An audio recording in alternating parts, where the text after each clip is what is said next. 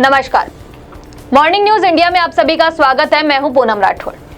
क्या राजस्थान जीत पाएगी भाजपा भैरव सिंह शेखावत के सहारे?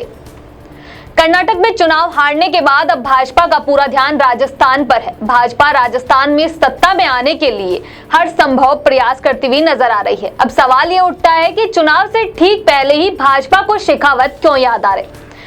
कहीं भाजपा भैरव सिंह शेखावत के जरिए राजपूत वोट को तो नहीं साधने का प्रयास कर रही है, क्योंकि इससे पहले राजपूतों की नाराजगी भाजपा पर भारी पड़ी थी। भाजपा को हार का मुंह देखना पड़ा था। अब ऐसे में चुनाव से ठीक पहले भैरव सिंह को याद करना राजस्थान की सियासत में चर्चा का विषय बना हुआ है। दरअसल प्रदेश में 85 ऐसी सीटें हैं जहां राजपूतों का सीधा प्रभाव है। पिछली बार राजपूतों की नाराजगी का खामियाजा 32 सीटें गंवाकर भुगतना पड़ा था। 2018 में चुनाव हारने का कारण भाजपा राजपूत समाज की नाराजगी को मानती है। यही कारण है कि भाजपा फिर से ये गलती नहीं दोहराना चाहती। इसलिए भाजपा ने शेखावत के जरिए बिगड़े समीकरणों को सुधारने का प्रयास किया है। इसके साथ ही भाजपा इसके जरिए पुराने कार्यकर्ताओं को पार्टी से जोड़ने का प्रयास भी कर रही है। भाजपा 23 अक्टूबर को भैरव सिंह शेखावत का जन्मदिन भी मनाने जा रही है।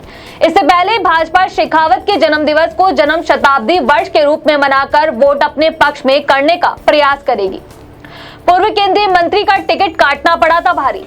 2014 लोकसभा चुनाव की बात करें तो 2014 में लोकसभा चुनाव के दौरान भाजपा के पूर्व केंद्रीय मंत्री जसवंत सिंह जसोल का टिकट काटकर कर्नल सोनाराम को टिकट थमा दिया गया था। जसवंत सिंह की छवि बड़े राजपूत लीडर के रूप में थी।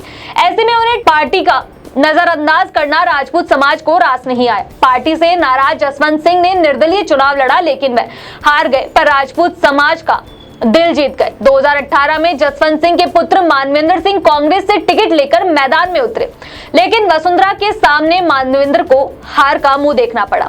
पिता और फिर पुत्र के साथ भाजपा का रवैया राजपूतों को रास नहीं आया और इसका खामियाजा दूसरी सीटों पर भुगतना पड़ा। राजपूत समाज का आनंदपाल एनकाउंटर के बाद एकजुट होना।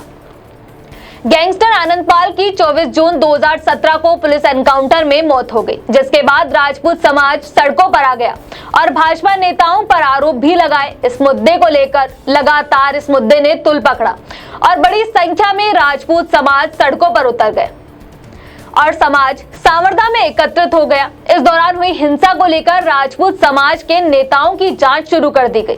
चुनाव आने तक यह मुद्दा इतना सुलग चुका था कि इसकी आग की लपटें भाजपा तक पहुंची और भाजपा उस आग से बच नहीं पाई। पद्मावत फिल्म पर बवाल। रानी पद्मावती पर बनी फिल्म में दिखाए कुछ दृश्यों को लेकर राजपूत समाज में आक्रोश फैल गया। इसको लेकर लंबे समय तक देश भर में विरोध प्रदर्शन किया गया। राजपूत समाज ने विरोध के दौरान चित्तौड़ का किला तक बंद कर दिया। भाजपा नेताओं की बात करें तो इस दौरान नरपत सिंह 2 दिन तक चित्तौड़ किले के बाहर धरने पर बैठे थे। हालांकि इसके बाद फिल्म में कई बदलाव किए गए, पर राजपूत समाज बैन की मांग पर अड़ा रहा और वसुंधरा सरकार ने राजस्थान में फिल्म रिलीज नहीं होने दी। शेखावत के अध्यक्ष नहीं बनने से नाराज।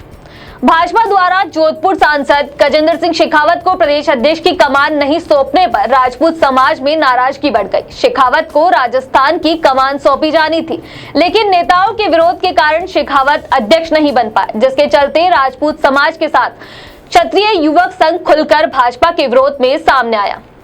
अगली बार फिर हाजिर होंगे किसी बड़ी खबर के साथ। तब तक के लिए नमस्कार।